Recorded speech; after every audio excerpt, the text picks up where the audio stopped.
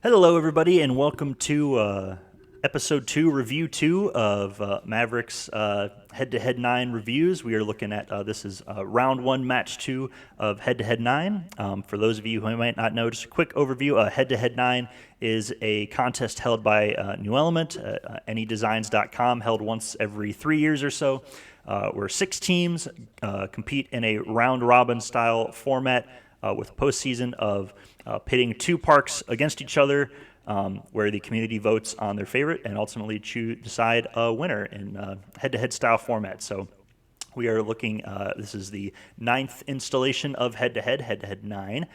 We are looking at the parks here for round 1, match 2. This is between the serial killers and the manual laborers, our 2 teams going up here in this match. And our first park we're looking at is Latamatina. And this was made by Liampi and RWE. This is a fun park set to a tomato fight festival, I believe in Spain, if memory serves correctly, which is a really fun idea for doing a park themed to a festival like this. We'll get more into it as we go, but I wanted to start off here with just hopping right into the park. So the first thing that I'm going to focus on here is really what I consider the centerpiece of the whole park, which is this absolutely awesome tomato fight scene in the middle here. As I said, this park is based off of the actual real tomato fight festival that happens every year, and they just did, I think, a masterful job of conveying that festival and those activities and just the fight as a whole.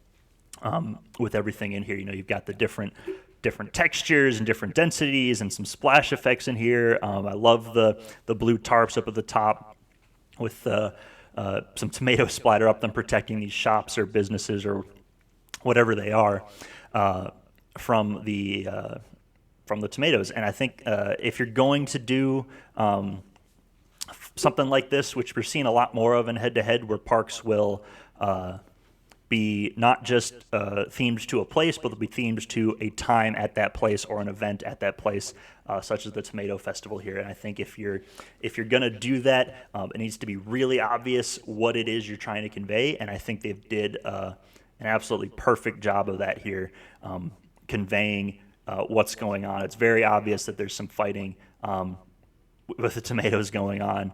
And it doesn't take a lot of looking at the park to kind of figure that out. So jumping away from the center where the entire tomato fight action takes place, we'll jump a bit more to the outskirts before getting back to the massive red coaster here. But on the outside here, we've got some lovely bits of context, some great little tomato fields that are in various stages of growing and harvesting. Just a lovely little detail. And you can see we've got, there's these tomato trucks which arrive empty, and you can see they get loaded up and they leave full, and then they'll stop at some point down in here and come back empty. So it's a really cool detail showing the, basically the supply for the festival getting dropped off. Again, more just context to those things, and the details to that, I think, really help it shine.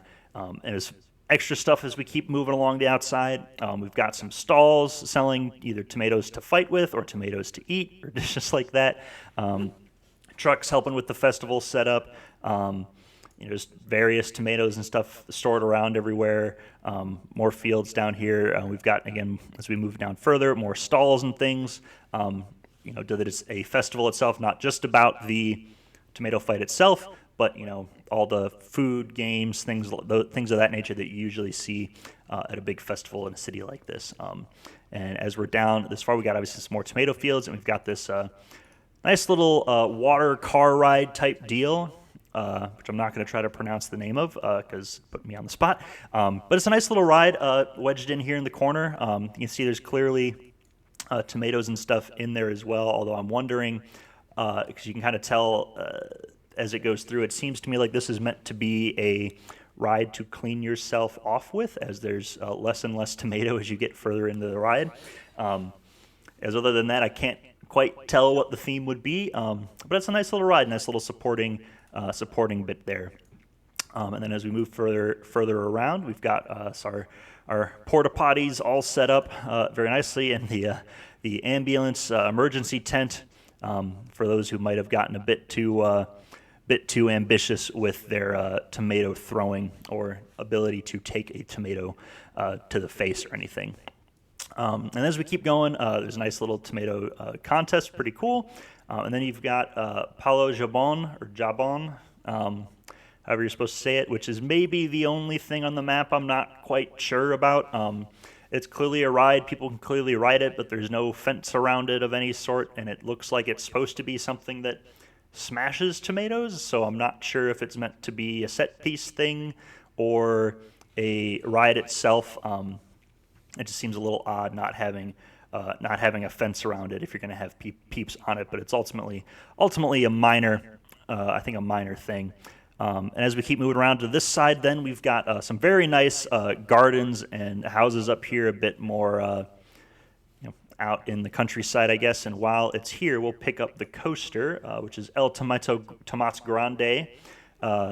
Very big, striking red color scheme on this one, which I know has been a bit controversial among some, but I do like it.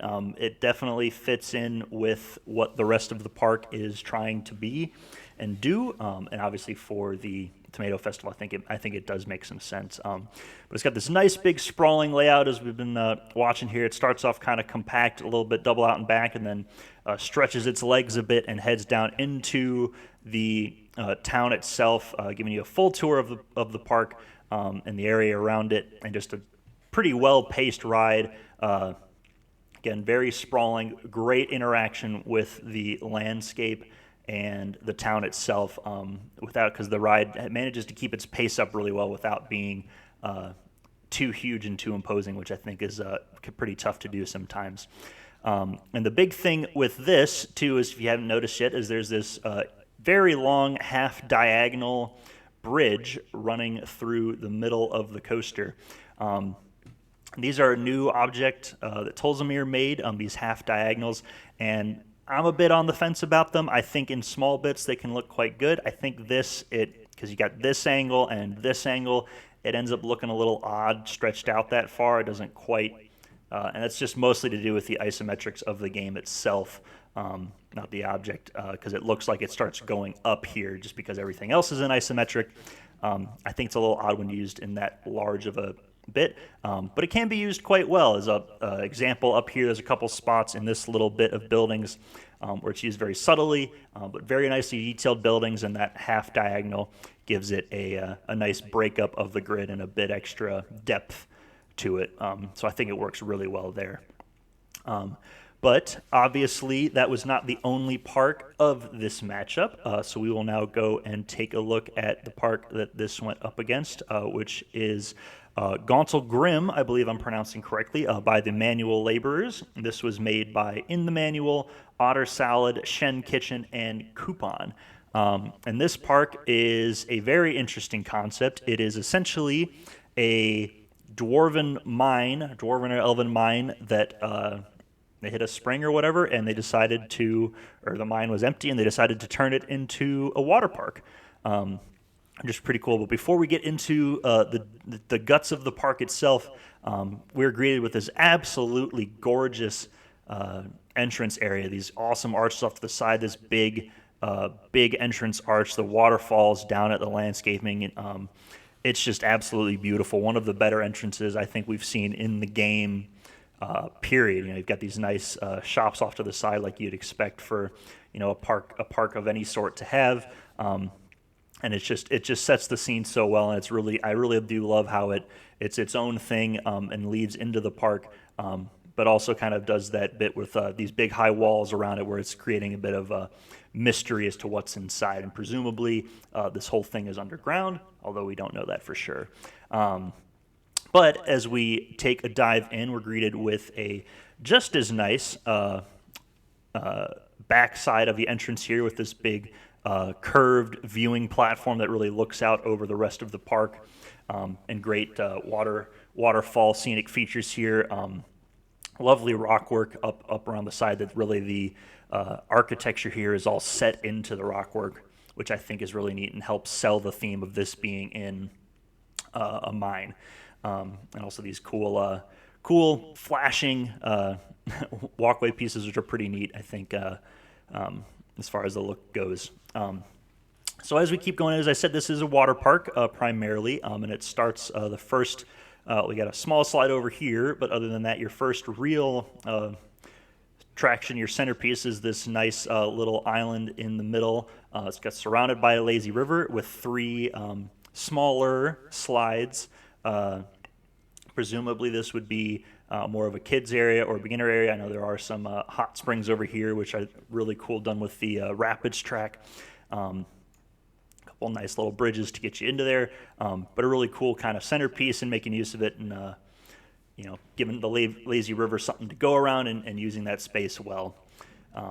So as we keep going off and around, we will then run into a couple more sets of slides, Coal Chute and Gold Rush, some more of your speed body slides. And this is a really good example of, I think, the rock work in this park. Just absolutely, it's layered really well. Maybe a bit tough on the readability, but not overly so. I think it helps that you've got these really cool arches for what presumably were stairs or an aqueduct of some form, going up, broken up, that kind of help break up that texture for the rocks back, the Krypton rocks back here. But it still highlights, I think, this whole area really well with the rock work, and some lovely bits kind of cut away in that you can see on the backside for some of the cues for the slides, and as well the park's roller coaster, which we'll pick up here. This is Crystallis. This is coming off its drop. Some mine train style ride, obviously not really following any specific manufacturer, it seems. And this and one other ride we'll get to a bit later are really the only, or the biggest kind of critiques I'd have of this park as a whole. The ride itself here is done really well. Nice layering of the track. I think it flows pretty nicely. It just feels a bit odd to me having this big roller coaster in a water park where the water park itself doesn't have a water coaster. It seems like it was a bit thrown in there and kind of like, oh, we have to have a coaster. So that part's a bit odd, but the coaster itself, again, is done really nice. Some nice cutaway scenes here on the back. Again, love the track layering to really set that mine feel to it. Some great supports throughout the ride. I do kind of love this bridge flyby here. Maybe need a bit taller fence, or maybe your peep's really short, but and again, flying by this, absolutely another gorgeous waterfall with the rocks here. But yeah, maybe not what I would have done personally, but I can't fault it necessarily. It's just because it's still really well done. So props there. And then as we keep moving, we've got a couple more body and tube slides here. Got these, rust and iron tube slides. Again, the big waterfall, another slide. There's a bunch of helices. We've got one more that is a tornado bowl slide. Bit glitchy. It's really not what a better way to do this. I don't think anybody's made any scenery pieces that work better than this. Maybe it would have colored the backside of the bobsled track the same color to help match it and hide that a little bit, but not too bad. A nice mat racer here, slaloming down through the rock work itself. Nice under the bridge there. Good interaction. And the thing I should point out too about this park is that with the water park is that all the slides are working, which I think is a really nice thing, and it's kind of expected almost at this point in the game's history that if you do a water park, everything should be working. It adds a bit more life, adds a bit more movement to the park, and I think that ultimately really helps with these things. And then the last slide we get to here is a wall slide, half pipe, although there's only one side to the half pipe, so maybe that back side might be a little bit of a quick exit back into the pool, but the half pipe itself is done really nice. Love how it's nestled into this arch here, and again, some more great rock work along the back with some of those stone arches. And then as we finish circling our way around, we get to the second of the rides that I don't know if it necessarily fits. The top spin here, the Forge's Fury. Kind of a shame that it's not working. I do appreciate that there is still a line that works, so peeps can still line up to ride it. But with this not working, it does make this tiny little spot feel a little bit dead, just by the nature of having that ride there, kind of blocking some of the water movement behind it. And then again, I think it does feel a bit odd having these two dry rides in a water park. But again, that's more of just me finding it odd personally as a choice, not that it's not executed well, because they've got this wonderful forge wheel with the chain going over it, which is super, super cool. And we found the end of the chain there. These great cauldrons, presumably forging steel or iron of some sort, coming out of there, and then the river going down into the metalworking shop of the blacksmith. So it's executed really well. Just I do wish it would have been moving, and maybe it wouldn't have been my ride of choice for a water park. But again, that's a very minor complaint on the whole of what is a very good park. So with that, that wraps up the reviews of both parks. In this match, the Serial Killers won by a score of 42-37. So congrats to them. Again, two really strong parks, and that's something we will definitely see moving forward throughout these reviews, is that the quality of all the parks this head-to-head is just insane, and it really only keeps getting better round by round from here, and we've still got one more match to go in round one before we even get to the next round. So thank you very much for watching, and we will see you in the next video. Have a good day. Bye.